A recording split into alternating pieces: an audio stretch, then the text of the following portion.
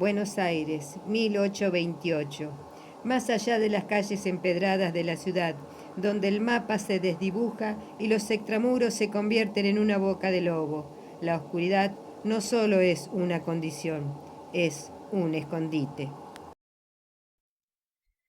En las chacras coloniales, los secretos no se entierran bajo el suelo, se arrojan al agua.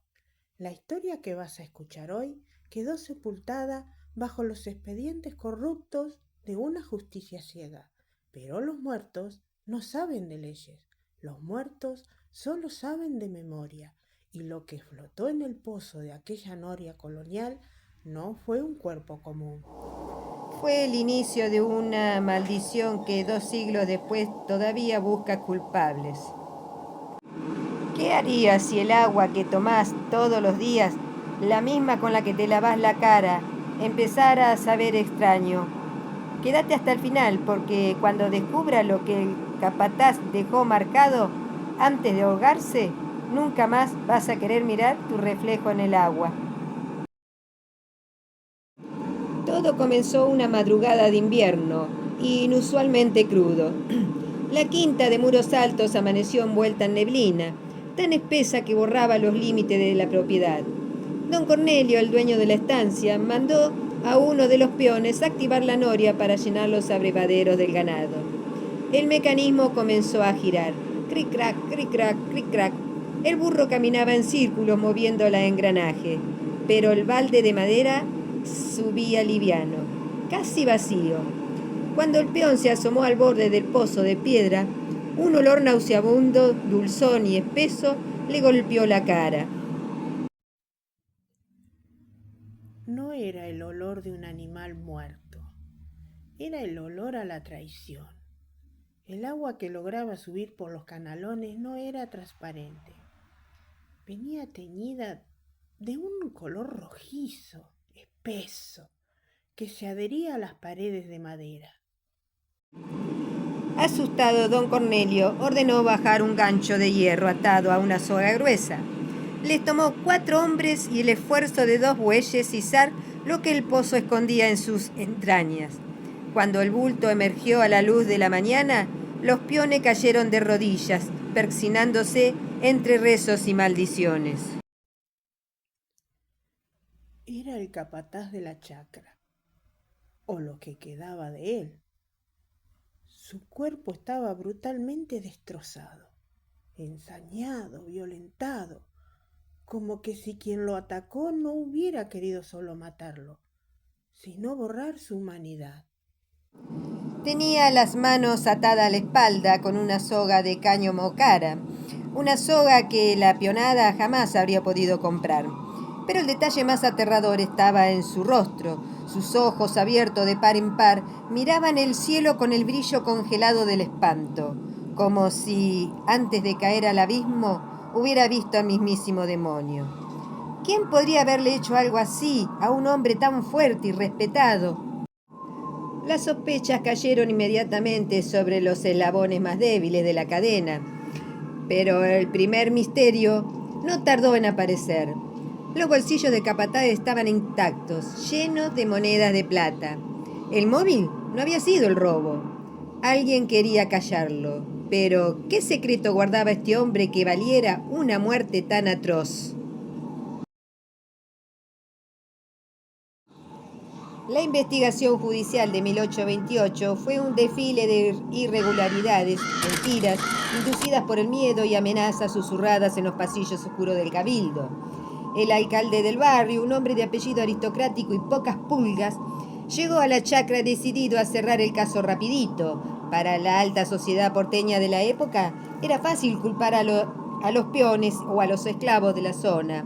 Un ajuste de cuenta por robo de ganado, decían los pasquines de la ciudad. Sin embargo, el miedo tiene un lenguaje propio. Nadie se atrevía a hablar en voz alta. Los peones cruzaban los dedos cada vez que pasaban cerca de la noria, y los esclavos juraban que la noche del crimen los perros de la chacra, fieles guardianes que despedazaban a cualquier intruso, no habían ladrado ni una sola vez.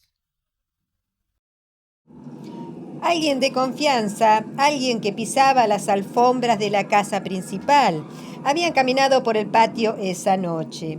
Las contradicciones en los testimonios empezaron a romper la teoría oficial. Un joven peón, temblando de frío en el calabozo, confesó haber visto una sombra alta vestida con capa fina alejarse de la noria hacia el camino real antes de medianoche. Pero cuando el alcalde lo apretó para que diera un nombre, el muchacho prefirió tragarse la lengua antes de hablar. Sabía que decir el nombre era ser el próximo en el pozo.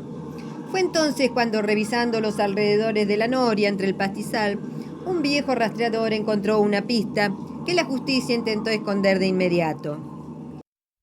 Un pañuelo de seda fina, manchado con grasa negra de la noria y gotas de sangre. Tenía las iniciales bordadas con hilos de oro, iniciales que no pertenecían a ningún trabajador de la tierra, sino a un miembro de la mismísima junta que gobernaba la provincia. El nudo de la soga empezaba a apretar los cuellos más poderosos de Buenos Aires. ¿Estaba el capataz involucrado en un juego extraño? ¿O sabía una verdad incómoda sobre la familia del dueño de la chacra? Las respuestas estaban encerradas en la cabeza del muerto, pero el pozo no había terminado de hablar.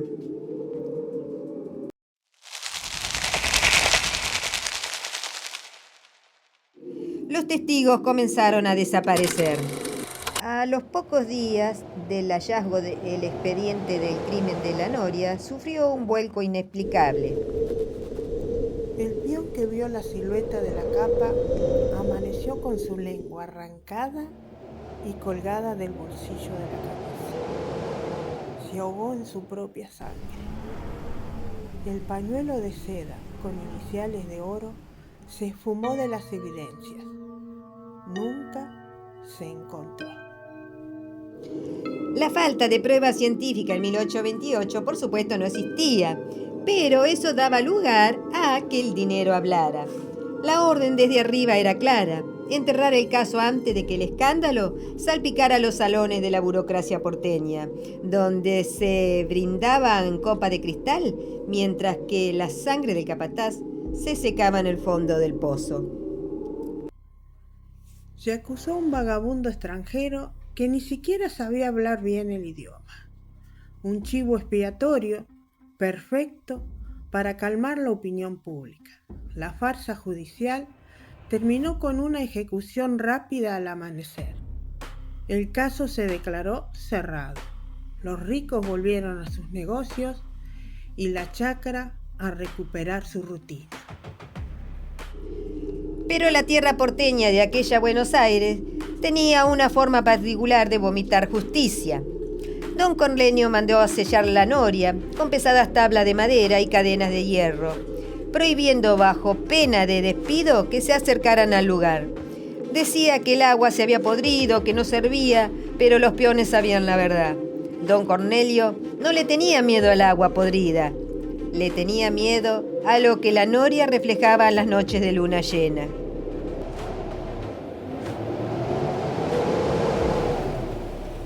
Los años pasaron y la injusticia oxidó los engranajes de la vieja chacra, que terminó abandonada, de vuelta a la naturaleza y al olvido en la historia. Hoy en día solo queda un esqueleto de ladrillos coloniales devorados por el tiempo, pero la noria...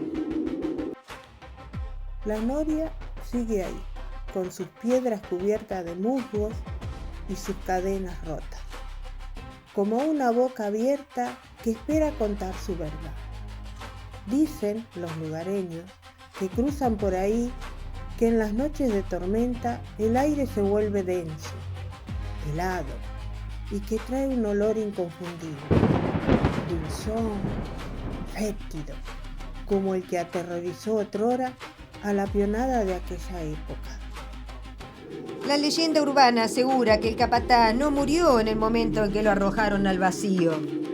Sobrevivió unos minutos, agónico, en la oscuridad, flotando en el agua helada, con los pulmones quemándole y sus manos destrozadas atadas a la espalda. Se apoyó contra el muro y rasguñó con su último hálito de vida en la piedra, dejando una cruz de sangre, una maldición grabada en las entrañas de la tierra. Dicen aquellos que creen en maldiciones: no te acerques al lugar, porque en el reflejo de cualquier charco de agua te mostrará la cara de quien te está traicionando, así como traicionaron al capataz. Pero cuidado, puede haber por ahí un pozo que te trague.